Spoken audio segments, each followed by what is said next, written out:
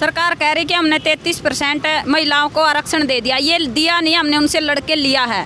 जब महिला बराबर का दर्जा है तो हमें 50% दो, ये क्यों कह रही कि हमने दे दिया? नहीं दे दिया, हमने लड़के उनसे ये लिया है। सरकार की नासा मलट दे दिया हमने, मतलब हमारा आंदोलन हमने विफल नहीं होने दिया।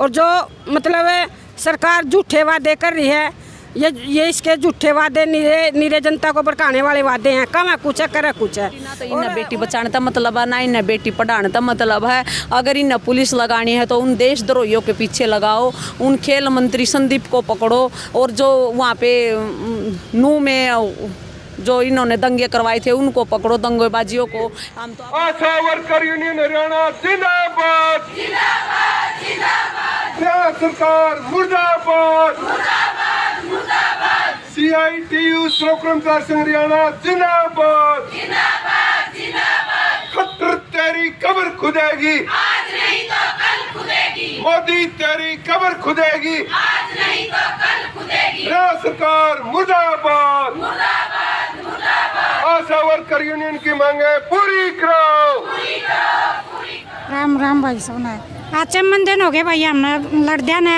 और जगवंती की अध्यक्षता में हमने आज का धरना कराया है। और हमारे डेलीगेट्स आज बात करने के लिए गए हुए हैं।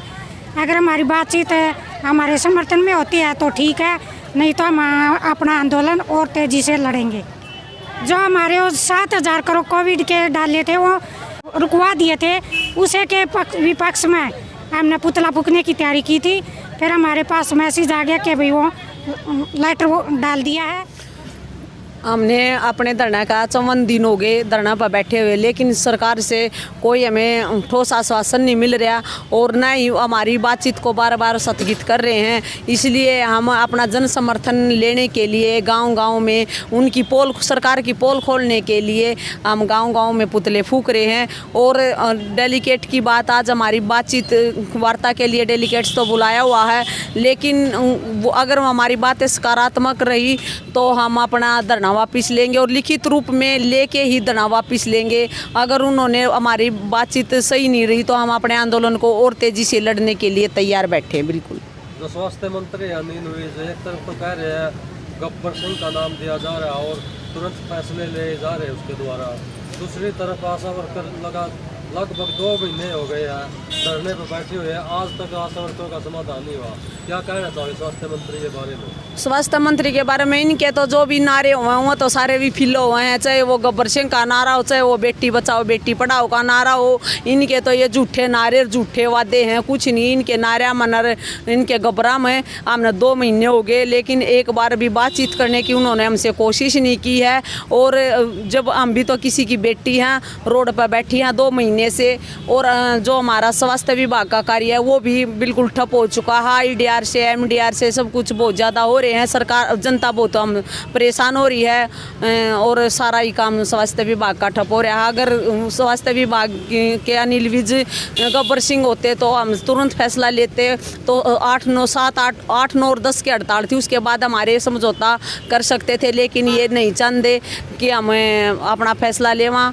और ये तनख्वाह देने के लिए तो बिल्कुल भी तैयार नहीं है। ये कम है कि 4,000 हम बहुत ज़्यादा दे रहे हैं। अगर बहुत ज़्यादा दे रहे हो तो तुम्हारी तनख्वाह हमारा जो तुम्हारा फ़ोन का खर्चा है उसके बराबर भी तनख्वाह में दे दो, हम उसमें भी खुश हैं। लेकिन हम 4,000 रुपये में अपना गुजारा कैसे करें, हम अपना परिवार कैसे चलाएं?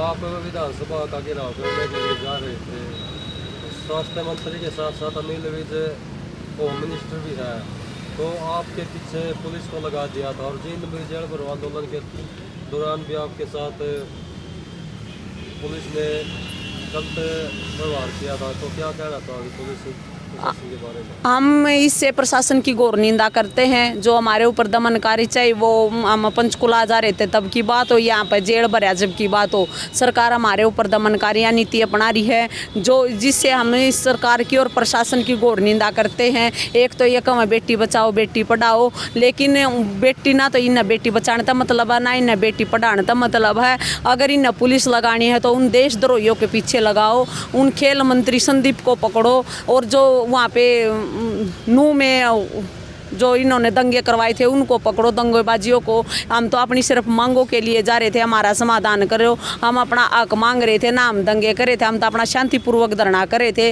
लेकिन उन्होंने सरकार ने हमारे साथ दमनकारी जो नीति अपनाई है उसकी हम अपने यूनियन की तरफ से घोर निंदा करते हैं।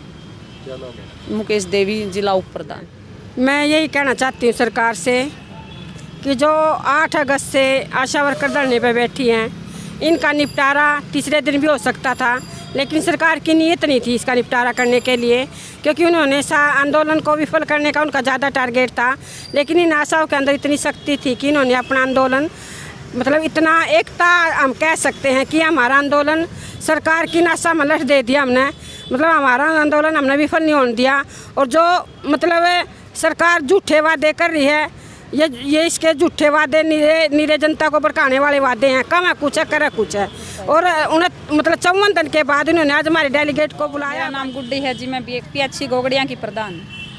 क्या कहना चाहोगे हरियाणा सरकार के बारे में? ये बेटी बचाओ बेटी पढ़ाओ के नारे लगा रही है। जो हरियाणा सरकार बेटी बचाओ बेटी पढ़ाओ का जो नारा दे रहे हैं, ये तो बिल्कुल विफल हो चुका है उनका। ये बिल्कुल झूठा नारा है। ये हम किसी की बहू बेटियाँ नहीं है जो हमने 2 महीने हो गए वहाँ पर बैठे हैं। हमने आज 54 दिन हो गए, किसी ने हमारी सूद बूद नहीं ली है। और इस चैनल के माध्यम से हम कहना चाहते हैं कि आज हमारा डेलीगेशन गया हुआ है। अगर हमारे समर्थन में फैसला होता है और कुछ अच्छा करती है तो सरकार ठीक है, नहीं तो हम आगे इससे भी तेज आंदोलन करेंगे। और 20 की 20,000 आशा वर्कर हमारे समर्थन में हैं। हमें कोई सरकार से हमें कोई दिक्कत नहीं है। सरकार चाहे कितना भी लंबा चलाए। चांद सिंह मैदान ने हमारे 7,000 रुपये रोक दिए कि भाई ये परेशान होकर इनका चूल्हा, हम उनसे बताना चाहते हैं कि इससे हमारा चूल्हा नहीं चलता। हम आपस में भाईचारा से अपना चूल्हा चला सकें। और धरना पर जितनी भी सरकार बढ़ाने चाहे उसको धरना को हड़ताल को चला सकती है। हम सरकार को हरा के ही छोड़ेंगे, मारने वाले नहीं हैं। और हम अपने डेलीगेशन से भी अपील करना चाहते हैं कि हमारे फिक्स ही लेकर आए और हमें कर्मचारी का दर्जा, ये 2 मांगे हमारी जरूर माने। अगर सरकार इन पर नहीं मानती है तो हम अपना धरना जारी रखेंगे। हम अपनी बहनों से, अपना डेलीगेशन से भी अपील करते हैं कि वो इस बात से इसके लिए ही सरकार पर दबाव दे। हमें कर्मचारी का दर्जा, न्यूनतम वेतन 26,000 हमें चाहिए। मेरा नाम सुनीता है और मैं जिला उप प्रधान हूँ। आज हमारा धरना 54वें दिन पे 54 दिन हो गए हैं, सरकार ने कोई सुनवाई नहीं की।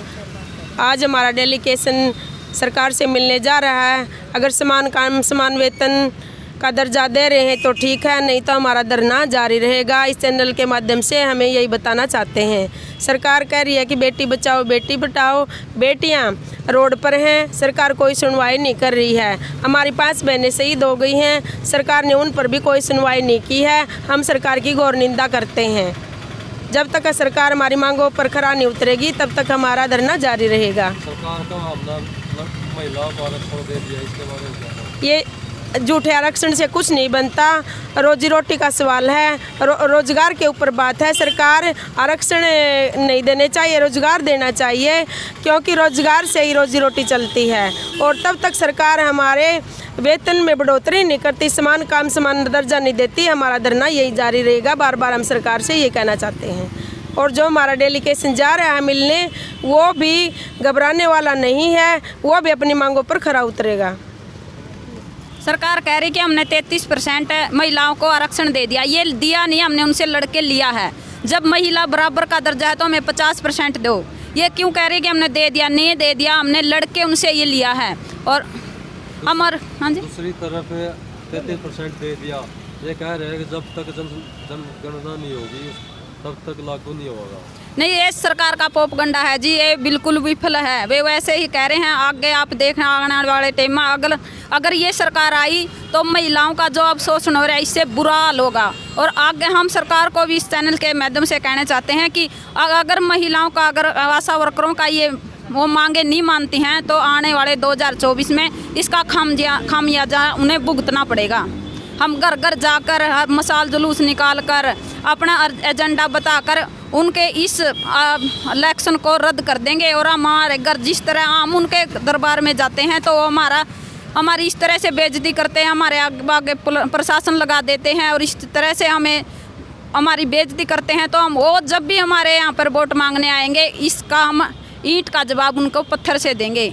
इसके लिए सरकार खुद जिम्मेवार है। या तो सरकार हमारी बातों को मान ले, हमारे डेलीगेशन के साथ हमारे समर्थन में फैसला दे, नहीं तो आगे जो भी कदम उठाए उसके लिए सरकार जिम्मेवार होगी।